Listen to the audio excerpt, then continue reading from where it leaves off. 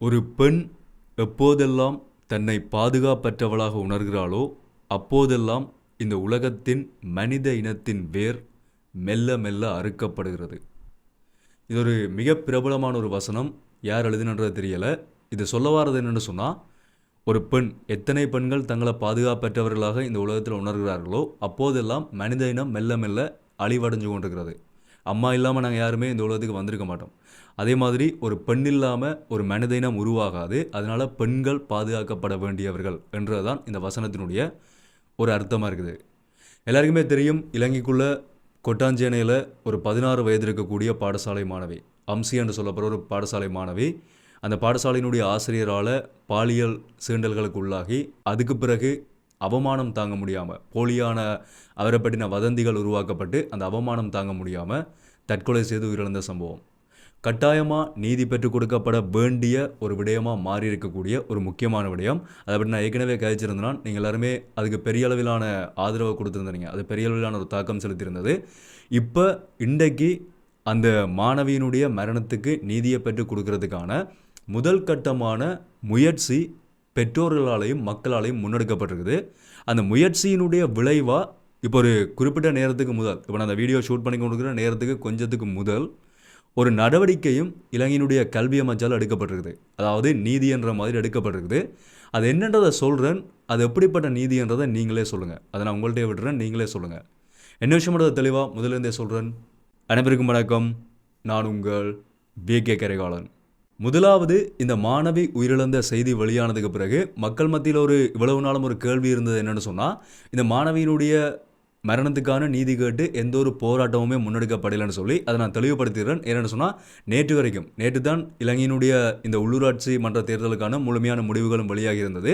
தேர்தல் நடக்கும் போதும் சரி, இந்த தேர்தல் முடிவு வெளியாகும் காலகட்டத்துக்குள்ளே இலங்கைக்குள்ளே போராட்டங்கள் ஆர்ப்பாட்டங்கள் எதுவுமே செய்யக்கூடாதுன்ற ஒரு கட்டுப்பாடு இருந்தது. அந்த கட்டுப்பாடு நேற்றையோடு தளர்த்தப்பட்டதுக்கு பிறகுதான் இன்றைக்கு இந்த மாணவியினுடைய மரணத்துக்கான நீதி கோரி ஒரு மிகப்பெரிய ஆர்ப்பாட்டம் கொழும்பில் முன்னெடுக்கப்பட்டிருக்குது. கிட்டத்தட்ட ஆயிரக்கணக்கான மக்கள், பொதுமக்கள், பாடசாலையினுடைய மாணவர்கள், பெற்றோர்கள், இளைஞர்கள் என்று சொல்லி அனைவருமாக சேர்ந்த ஒரு மிகப்பெரிய ஒரு போராட்டம். அதுக்கு முதல் இன்னொரு விடயத்தை நான் சொல்லிட்டு இந்த வீடியோக்குள்ளே போகிறேன், இந்த விஷயத்துக்குள்ளே போகிறேன். என்னென்னு சொன்னால், இந்த தேசிய மக்கள் சக்தி NPP என்று சொல்லப்படுற இந்த கட்சி, அதே மாதிரி அதனுடைய தாய் கட்சியாக சொல்லப்படுற JVP கட்சி, இந்த கட்சியினருடைய ஆரம்ப காலகட்டங்கள், அதே மாதிரி இப்போ இந்த 2022ஆம் ஆண்டு பொருளாதார நெருக்கடி வரும்போதும் கொழும்பு நடந்த போராட்டங்களுக்கும் அவர்களும் அந்த போராட்டத்தில் ஈடுபட்டவர்களால் இந்த ஜனாதிபதி அனுரகுமார் திசாநாயக்க அவர்கள் மக்களால் அதிகமாக விரும்பப்பட்டதுக்கான இன்னொரு காரணம் என்னென்னு சொன்னால், மக்களினுடைய நிலையில் இருந்த ஒரு நபர். அதாவது மக்களுடைய போராட்டங்கள் செய்து அதிகமான அறவழி போராட்டங்களை முன்னெடுத்து அந்த போராட்டங்கள் மூலமாக ஜனாதிபதியாகிய ஒரு ஜனாதிபதி என்றபடியாக தான் இன்னும் ஒரு படி மேலே இவர் மீதான நம்பிக்கையும் மரியாதையும் மக்களுக்கு அதிகமாக இருந்தது, அதிகமாக இப்போ வரைக்கும் இருக்குது. அதனால இந்த அறவழி போராட்டங்களுக்கு இந்த அரசாங்கம் தடை செய்யாது. அதாவது அறவழி போராட்டங்கள் சொல்லி நான் எதை சொல்கிறேன்னு சொன்னால், சரியான நீதிக்காக முன்னெடுக்கப்படக்கூடிய போராட்டங்கள், கருத்து சுதந்திரம், மக்களுக்கான கருத்து சுதந்திரம், அதே மாதிரி நேர்மையான செயல்கள், இதெல்லாமே இந்த புதிய அரசாங்கத்தால் தடையின்றி நடக்கும் என்ற ஒரு நம்பிக்கை, மலை போலான நம்பிக்கை இந்த அரசாங்கத்தின் மேலே இருக்குது. ஓகே, இன்றைக்கு காலையில் 10 மணிக்கு கொழும்பில் இந்த மாணவி தற்கொலை செய்து உயிரிழந்து போகிறதுக்கு ஒரு சில நாட்களுக்கு முதல் ஒரு தனியார் கல்வி நிலையத்தில் வச்சு இவர் அவமதிக்கப்பட்டார். அந்த அவமானம் தாங்க முடியாது தான் இந்த தற்கொலை என்ற முடிவுக்கு வந்தார்னு சொல்லி ஒரு விடயம் நான் சொல்லியிருந்தேன் தானே. அந்த தனியார் கல்வி நிலையத்தினுடைய பெயர் என்னன்னு சொன்னால், ராஜேஸ்வரி தனியார் கல்வி நிலையம் என்ற ஒரு கல்வி நிலையம். அந்த கல்வி நிலையத்துக்கு முன்னால் பொதுமக்கள், பெற்றோர்கள், பாடசாலை மாணவர்கள் இவர்களால் முதல் கட்டமாக ஒரு போராட்டம் முன்னெடுக்கப்படுது. ஜஸ்டிஸ் ஃபார் அம்சி என்ற ஒரு துணைப்பொருளில் அந்த போராட்டம் முன்னெடுக்கப்படுது. அந்த கல்வி நிலையத்தினுடைய அந்த ஆசிரியர் உடனடியாக கைது செய்யப்படணும், அந்த கல்வி நிலையம் உடனடியாக மூடப்படணும் என்ற அதிகமான கருத்துக்களோட அந்த போராட்டம் முன்னெடுக்கப்படுது. அந்த போராட்டம் அப்படியே அடுத்த கட்டமாக இந்த மாணவி கல்வி கற்றதாக சொல்லப்படுற கொழும்பு பம்பலப்பட்டி ராமநாதன் இந்து மகளிர் கல்லூரி என்ற கொழும்பினுடைய ஒரு பிரபலமான பெண்கள் பாடசாலை, அந்த பாடசாலைக்கு முன்னால் அந்த போராட்டம் அடுத்த கட்டமாக நடத்தப்பட ஆரம்பிக்குது. ஒரு மிகப்பெரிய ஒரு போராட்டம் தான். நான் ஆரம்பத்திலே சொன்ன மாதிரி ஆயிரக்கணக்கான பெற்றோர்கள், பாடசாலை மாணவர்கள், அதிகமான இளைஞர்கள் மிக கோபத்தோட கூடியிருந்த ஒரு முக்கியமான ஒரு போராட்டமாக இந்த போராட்டம் மாறி இருந்தது. அந்த பாடசாலைக்கு முன்னால் நடக்கும்போது அங்கே போராடக்கூடிய மக்களினுடைய எண்ணிக்கையும் வந்து கொஞ்சம் கொஞ்சமாக அதிகரிக்க ஆரம்பிக்குது.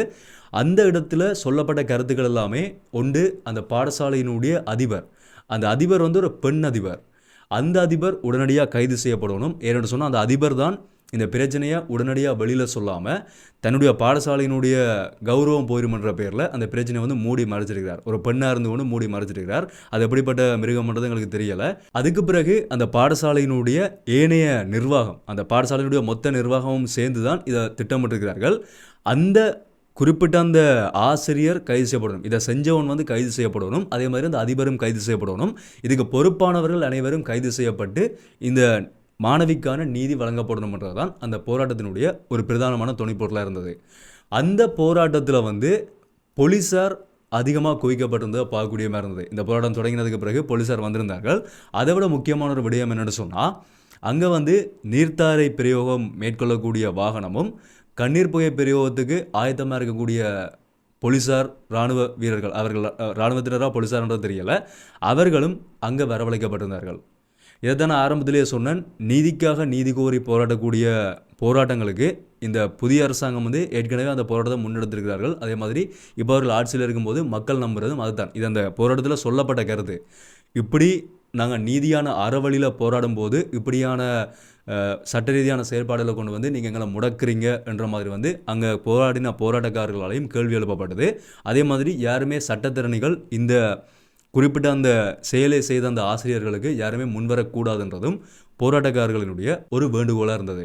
ஸோ இந்த போராட்டம் ஒரு சில மணி நேரங்கள் அந்த இடத்துல நடந்ததுக்கு பிறகு அடுத்த கட்டமாக இதை வந்து ஜனாதிபதியிட கொண்டு போய் சேர்க்கணும், அவர்களினுடைய காதுக்கு இது போய் சேரணுமன்ற நோக்கத்தில் மேற்கொள்ளப்பட்ட இந்த போராட்டம், அந்த போராட்டத்தினுடைய அது வந்து போராட்டம்ன்ற ரீதியில் வந்து அது முடிவாக இருக்கலாம். ஆனால் நீதிக்கான போராட்டமாக வந்து அது முடிவுற போகிறதில்ல.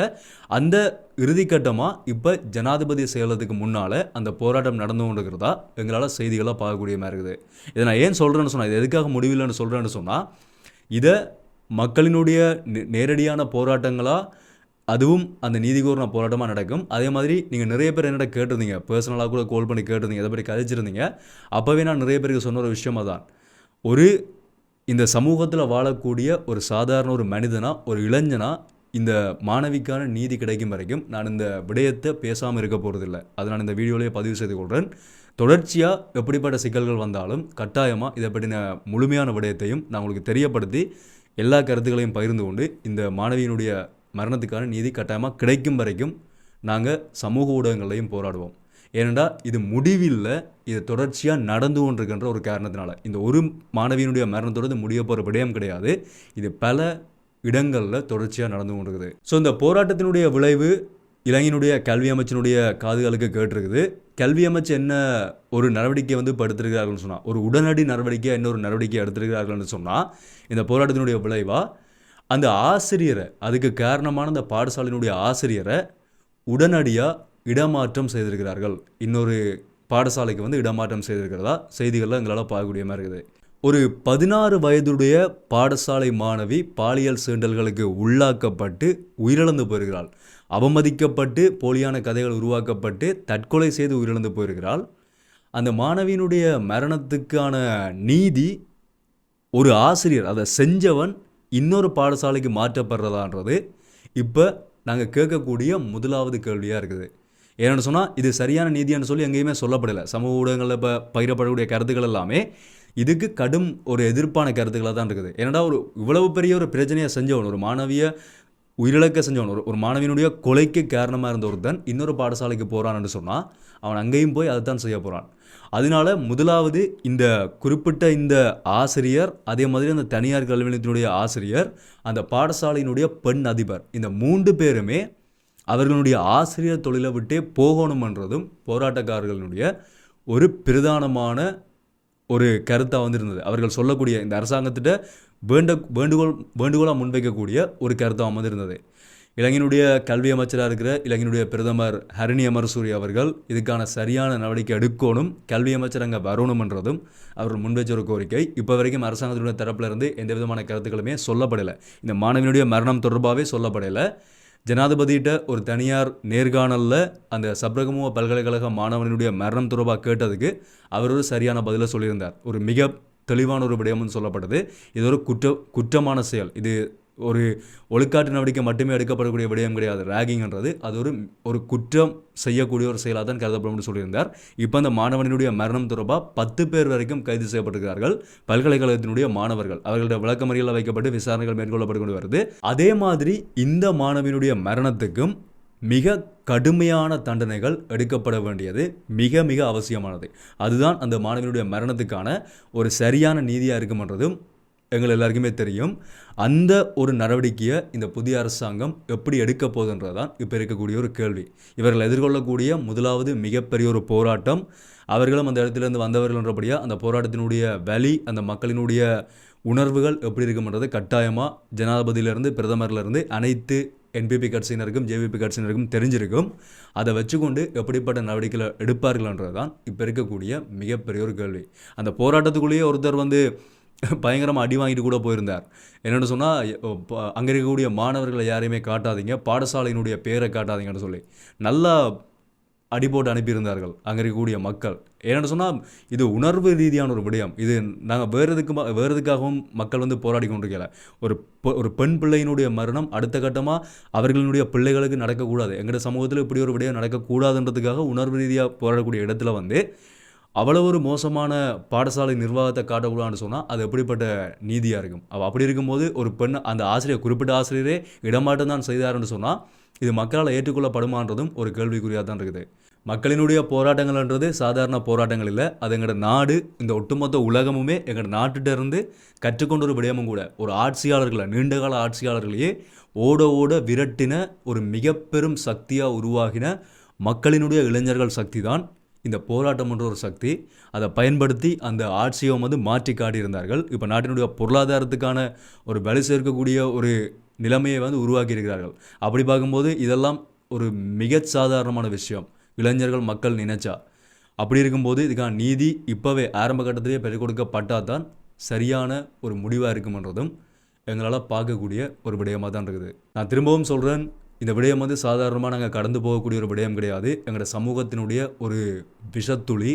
அந்த விஷத்துளியை இப்போவே நாங்கள் இல்லாமல் ஆக்கினா தான் எங்களோட சமூகம் சரியான ஒரு சமூகமாக உருவாகும். இவனுக்கு கொடுக்கக்கூடிய தண்டனையிலிருந்து தான் இதை செய்யக்கூடிய அனைத்து அந்த மிருகங்களும் திருந்துவார்கள் என்றதையும் நான் இந்த வீடியோவில் பதிவிட்டுக் கொள்கிறேன். தொடர்ச்சியான இந்த சம்பவத்தினுடைய அனைத்து விதமான தகவல்களும் உடனுக்குடனே என்னுடைய வீடியோக்குள்ளே வரும். பொறுத்திருந்து பார்க்கலாம் எப்படிப்பட்ட நீதி பெற்றுக் கொடுக்கப்படுதுன்னு சொல்லி. இதை பற்றி உங்களுடைய கருத்துக்கள் என்னதை நீங்கள் தாராளமாக கமெண்ட்டில் சொல்லுங்கள். தொடர்ச்சியான அப்டேட்ஸாக பார்க்கணும்னு சொன்னால் சப்ஸ்கிரைப் பண்ணலன்னு சொன்னால் சப்ஸ்கிரைப் பண்ணி அந்த பெல் ஐக்கனை கிளிக் பண்ணி ஆல் ஆப்ஷன் சொல்லுங்கள். அப்போ நான் அப்லோட் பண்ண வீடியோஸ் எல்லாமே உங்களுக்கு உடனுக்குடனே நோட்டிஃபிகேஷன்ஸாக வரும். மீண்டும் வீடியோவில் சந்திப்போம். நன்றி.